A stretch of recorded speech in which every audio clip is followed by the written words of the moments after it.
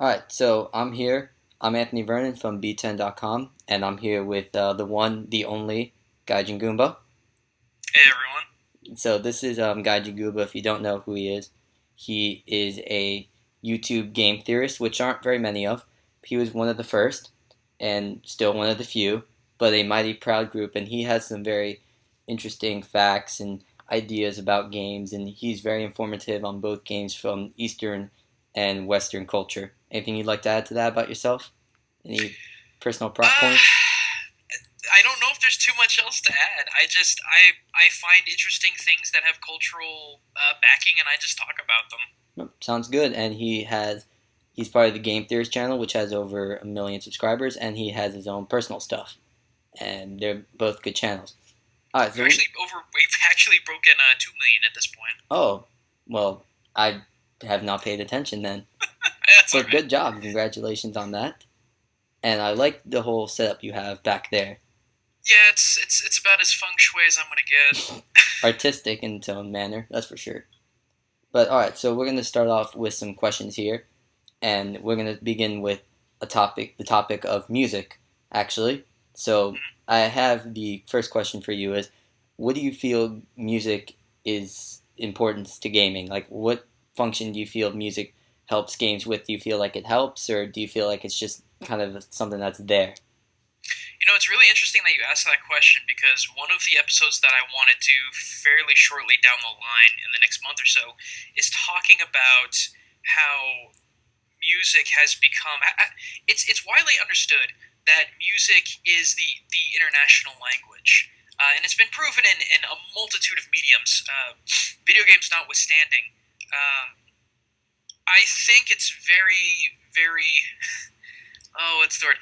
It's very well understood that games like particularly the Mega Man games, which is my Okay. favorite franchise of all time, has some of the most memorable stellar music that's lasted throughout the generations. Right. In that regards, I would almost compare it to like Beethoven or Bach, Right. which some people would call sacrilegious. Hey, But whatever. it's music in video games is absolutely crucial. Not just because it is what creates the atmosphere, but it is one thing that can bind us all together. Culturally and nationally. And if you don't believe me, I would suggest you check out DJ Cutman, Mega Ran, Parental Floss, as well as Hyadai. And also, some music has been made mainstream, like Borderlands did with Cage the Elephant. Like, for sure, that's possible. It hasn't happened a lot, but it's a possibility. And obviously, having your music in a video game is clearly beneficial. Not, unless it's, associated with, what was that game with the motorcycles? The really bad one, something, Retribution to Hell or something? Oh The yeah, one that yeah. everyone, unless your song's in that, I don't think you're gonna really get much hate. You have to for music to create atmosphere. It has to meld with all senses, or as many senses as you can present to a person. Otherwise, it's just not going to work. Right. It's too jarring. And do you know the channel Extra Credits? Of course. Yes. Have you saw their speech on video game music, the progression, and how they feel it's gotten better? Can you agree with that, or do you view it differently? It's very odd because you have to define. It's defining progression is kind of a trip in that how are we progressing? Are we replacing the music that we had in the past with the music we have now, or are we creating more of a pyramid effect? And I would vote personally for the latter because it's been proven over and over again that the style that is chiptune is just vastly Different. it's not just different, but it's immensely popular. Right. There are people that make careers out of that genre of music, and from the olden days has birthed that genre of music. Due to So limited technology, and right, you lose a lot of that. Like, I guess that nice feature about the uniqueness, the coolness of it, when you can now just throw in whatever orchestra you want. and in a sense, I feel that sometimes I feel like it kind of takes away because one of the things that I love about the old retro days is the fact that you the player were responsible for using your imagination to kind of fill in the gaps that were limited with technology, and the developer of the games really had to pull good imagery out because they couldn't fall back on HD graphics and high res models that we can today. So I feel that there's a little bit of a lost art in all of this. Yeah, and one of the few games that got into the Momo was actually Super Mario, and I think Pac-Man. Some of the the 8-bit games. There's very few. I think maybe one or two 3D games that got in, but most of the games that got in were the pixel art games. So I find that kind of interesting. And speaking of arts, you're a strong believer that video games are art, correct? Mm-hmm. And your argument for such, like, to anyone who says, oh, video games are just this entertainment thing, they just happen to have looks and feel to them, what would you say to them? Look at any other artistic medium and tell me that that's not also the cause. A lot of people will attribute video games to being mind rotting, and yeah, every single medium that you do too much of visual, there's all sections of mind rotting, and they're incredibly popular mind rotting. Look at books. Look at books like 50 Shades of Grey and freaking Twilight. It's garbage. It's garbage, but there are people that like it for whatever reason or another. Yeah. Movies are the exact same way. There are very artistic movies, and then there's Adam Sandler. So you can't. The only difference between a video game and a movie is that a video game is interactive, and that's why I prefer it to movies. I haven't gone out and seen a movie in months and months and months. And it's not because I think that movies are bad. It's just I think I get a better bang for my buck when it comes to video games. So you cannot. It's impossible for you to display any artistic medium and tell me that this will always be thought-provoking art and never trash. Right, that makes sense. But there's always going to be a critic. There's always going to be someone because it is a new medium. I mean, art and music and books and movies have been around much longer than video games. Video games came up in the 80s, and movies have been around since the 20s, and so it's a whole different thing. It's just what people grew up with and what people are used to. And now that you have that generation that experienced the video games, now I think people are like recognizing the value for them. Well, I mean, just for example, the Smithsonian took in, I think, Flower Journey and I think Halo, of all things. Yeah. Video games have been a video game has been classified as art. Yes. By a couple artists. So you cannot. That argument is moot. Anyone that ever came up to me and said video games are not art, there is physical proof that they are. So you can't argue with that. No, you can't anymore. I mean, you could have before that, but since you agree that they are just as powerful of a media as anything else, do you feel they are as good as projecting the same messages and themes as other medias, or do you think the writers need to catch up with books and movies in terms of projecting story and projecting theme? I think Gotcha. I think in every medium that exists that has entertainment purposes, a good writer has to be present in any of them for them to succeed.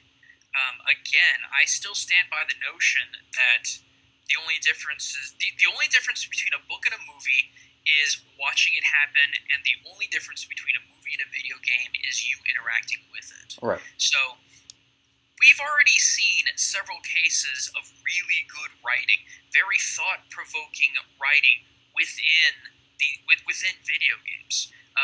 Most of them predominantly being single-player, and that's Zelda. I think is the best good example of story writing for sure. Speaking of your shield in the back, each one of those I have a cool story behind them for sure.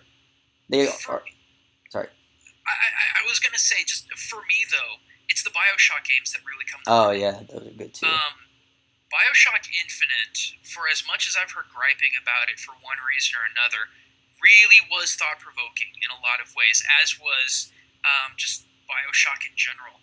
Talking about the worship of man or what man can accomplish. I mean, you read that kind of stuff in a book, 1984, and that was way back when that was published. That was in the 50s when George Orwell put 1984 out. In the 50s, I don't remember what year, but during the fear and spread of communism, that's how that came about. Mm-hmm. And I think the worship of men can kind of be attributed to our growing mass media and how the world's interconnecting, how we're looking to people as, you know, bigger figures than before. So that does cover a good topic. But the reason I guess I put a link other than your shield is because it has a mythos kind of like Lord of the Rings, where there's different worlds and it's just a big big fancy world with timelines and everything, and not it wasn't even purposely done. It was just kind of done on accident, but they pulled out a great story out of that. And so, all right, so back to say BioShock, and you don't seem like a big fan of first person shooters based off the types of games you play, but if you have to pick your other preferred first person shooters besides BioShock, what would they kind of be and why? They would fall under the category of Quake, Doom, Yep. What was it?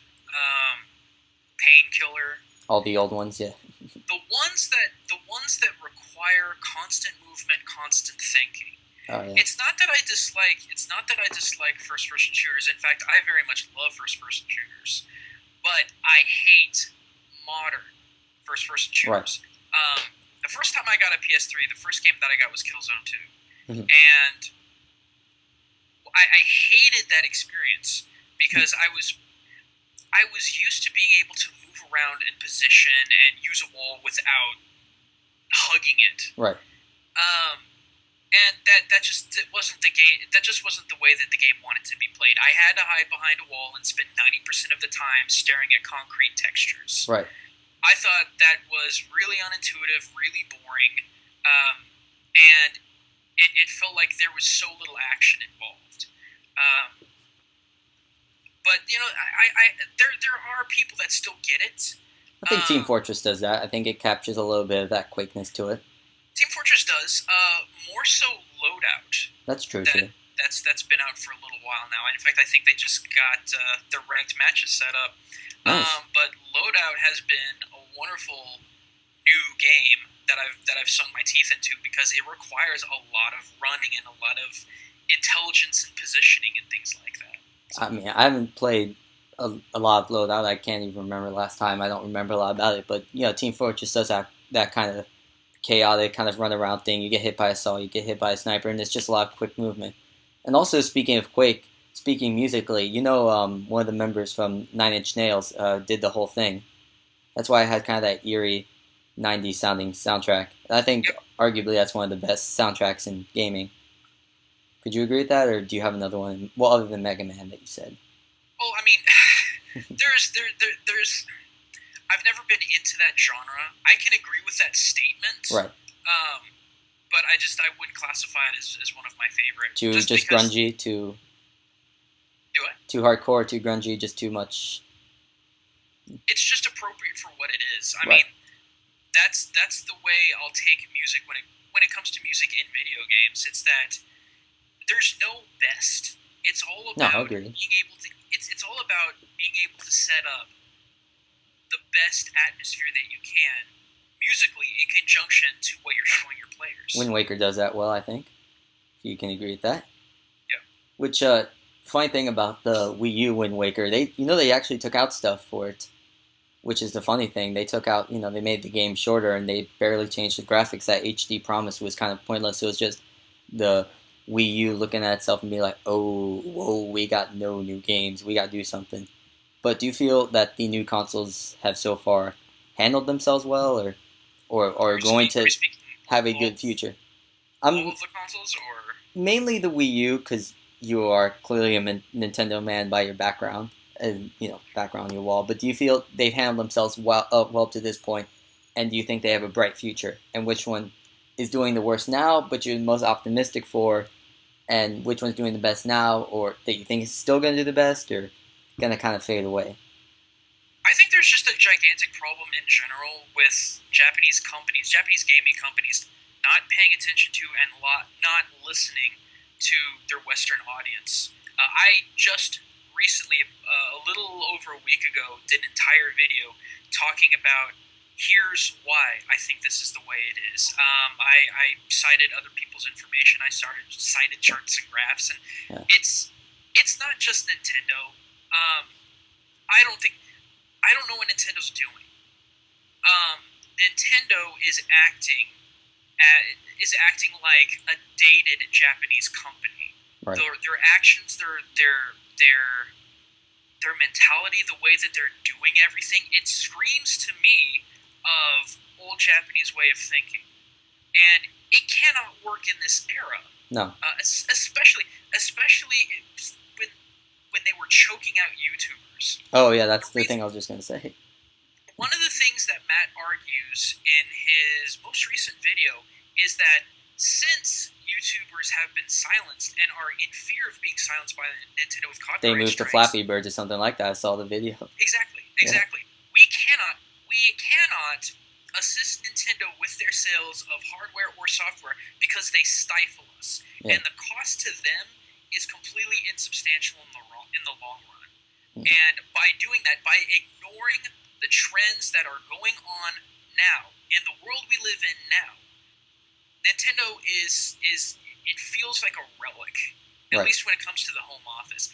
I am 90% certain that the branch offices in the UK, in North and South America, in other parts of Europe, I firmly believe that they are closely controlled with the home office in Japan, and because of that, there's a lot of things that they realize that needs to happen but can't. They can't because Japan's in charge.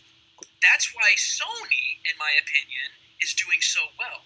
I can't prove this, but I've heard down the grapevine that Sony's independent branches function independently. Yeah. They don't have to get okays from the home office in order to do things, and I think that's an incredibly smart move. That's super easy and lets games flow through by region a lot easier. Except for Australia, they always get the late times, but still. Other than that. So, I mean, that's just kind of where I'm at on this whole issue. No, of course. And being as Let's Playing is a new thing, I can feel why Nintendo, being a kind of a held back, more conservative company than Xbox or, PlayStation would be against that, because just recently Let's Playing and game theory type channels, just mainly all YouTube channels, recently, it's still very recent since they've been monetizing, and now you have whole companies behind, just making videos and whole websites and just whole groups of people. So it's just a new thing that Nintendo hasn't adjusted to yet, and they'll need to, or maybe just die out because they're losing a huge section of media that they can use to their advantage. So they're not going bankrupt anytime soon. No, of course they've not. already shown that they've got enough money to stick around for 50 years. Plus the DS helped them out a lot. Sure, Yeah. the 3DS really is helping Nintendo along, but it's not like it's easy to it's not like it's really easy to do Let's Plays and captures on a 3DS. No. That takes a lot more ingenuity than just hooking it up to an Elgato. Yeah. So that being said, I greatly feel Nintendo would be doing better if they had not silenced and stifled us in the first place. But they did, and that stuff happens. Alright, so this has been a good talk, and I hope we can finish this off later. But for now, I feel like this is a good place to be. And thank you very much for being on this, and we'll hopefully talk another time.